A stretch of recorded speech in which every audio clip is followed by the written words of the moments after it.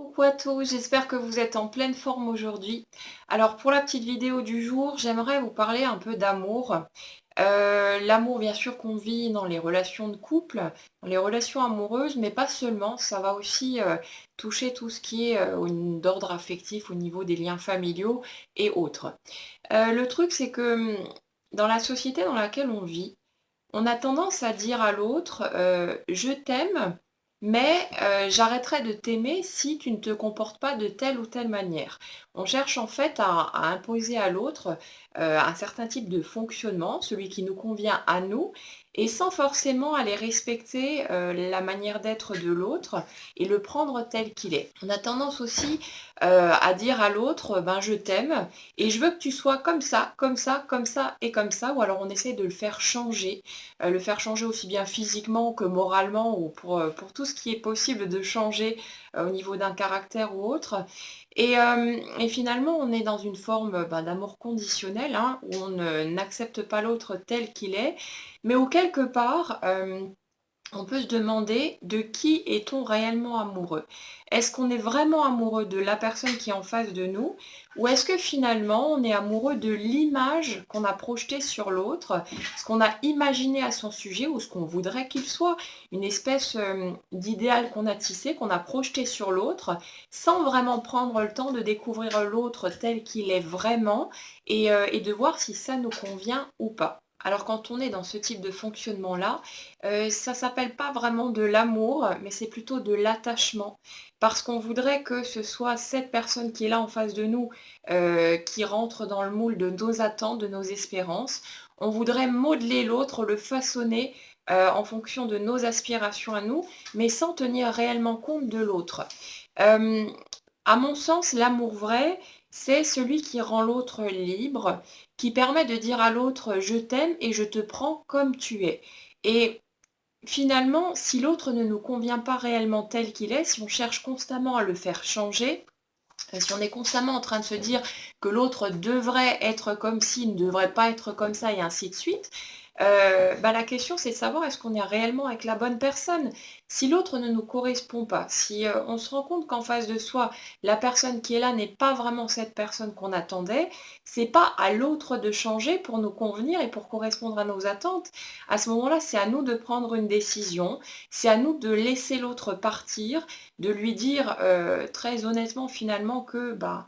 on n'est peut-être pas, sur la même longueur d'onde, que cette personne ne correspond pas forcément à ce qu'on attend réellement de la vie. Alors oui, forcément c'est difficile, c'est pas évident parce qu'on a aussi peur toujours de blesser et ainsi de suite.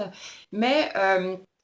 ça peut pas fonctionner si, il y a pas une acceptation mutuelle et ça doit bien sûr aller dans les 2 sens. Donc ce qui est valable d'un côté est valable de l'autre aussi, mais l'amour vrai, je dirais un amour sain, au niveau de nos relations, c'est vraiment cet amour où, on peut vivre les choses, simplement, où on peut être soi-même et où on peut permettre à l'autre d'être lui-même aussi. Et si finalement quelque chose vient nous piquer dans l'attitude de l'autre, ça nous ramène aussi à ce qui reste à guérir en nous au niveau de nos blessures. Ça peut être un excellent miroir pour nous permettre de travailler sur nous, de continuer à avancer, de devenir de plus en plus la meilleure version de nous-mêmes et dans ce cas, c'est un précieux cadeau aussi. Alors ça, bien sûr, c'est valable évidemment dans les relations amoureuses et c'est peut-être là qu'on le remarque de la façon la plus flagrante,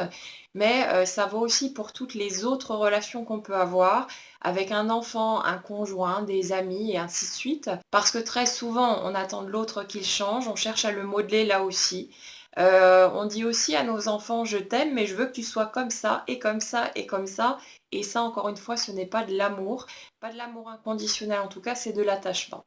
Alors le truc, c'est que, l'amour inconditionnel, ben, c'est un chemin quelque part, hein, parce qu'il y a un travail sur soi à faire pour apprendre à se détacher, pour apprendre à lâcher prise, pour apprendre à être soi-même, à permettre à l'autre, d'exprimer librement qui il est et c'est sûr que c'est pas quelque chose qui se fait forcément en claquant des doigts, en fonction de tout ce qu'on a appris depuis l'enfance, qui nous pousse plus vers l'attachement et vers cet amour conditionnel. Après je dirais que, pour accéder à cet amour inconditionnel, c'est peut-être plus facile au départ de pouvoir aimer vraiment quelqu'un qui finalement a peut-être suivi le même chemin que nous, a vécu les mêmes blessures, quelqu'un qu'on peut comprendre en fait, parce que quand on observe l'attitude de quelqu'un et qu'on est dans une optique où on se dit bah, l'autre devrait fonctionner comme ça, ou alors bah, je comprends pas pourquoi est-ce qu'il fait ci ou il fait ça, les jugements arrivent finalement parce qu'on n'arrive pas à comprendre, ce qui se passe à l'intérieur de l'autre au niveau de ses émotions. On n'arrive pas à faire un lien entre ce qu'il vit et ce qu'il fait ou ce qu'il dit concrètement. Alors que, quand on se retrouve face à quelqu'un, qui a un parcours similaire au nôtre, qui vit les mêmes mécanismes, les mêmes modes de fonctionnement, bah, là quelque part c'est facile de ne pas entrer dans le jugement parce que les jugements ne viennent même pas en fait. Parce qu'on sait pourquoi l'autre, fonctionne comme il fonctionne, on sait pourquoi il réagit de telle ou telle manière et même quand il fait quelque chose qui pourrait être blessant ou voilà quelque chose qu'on pourrait, qualifier de négatif et on arrive à comprendre malgré tout pourquoi l'autre en arrive là et du coup il n'y a pas de jugement qui s'impose et là on peut accepter l'autre pleinement tel qu'il est et d'autant plus facilement si on sait d'abord accepter soi-même et ça c'est la base de tout. On ne peut pas entrer dans l'amour inconditionnel vis-à-vis des autres si on ne commence pas par soi, si on ne commence pas par faire preuve de bienveillance et de douceur envers soi-même. Et ça, c'est le début de chemin, c'est le début du chemin, le point le plus important pour pouvoir ouvrir son cœur aux autres et pouvoir commencer à vraiment vivre ce type d'amour-là par rapport aux autres personnes qui nous entourent. Alors comme dit, c'est un chemin à faire, ça demande du travail, ça demande du temps aussi, mais ça en vaut la peine parce que non seulement on libère l'autre, on lui permet d'être lui-même, mais on se libère soi-même aussi parce que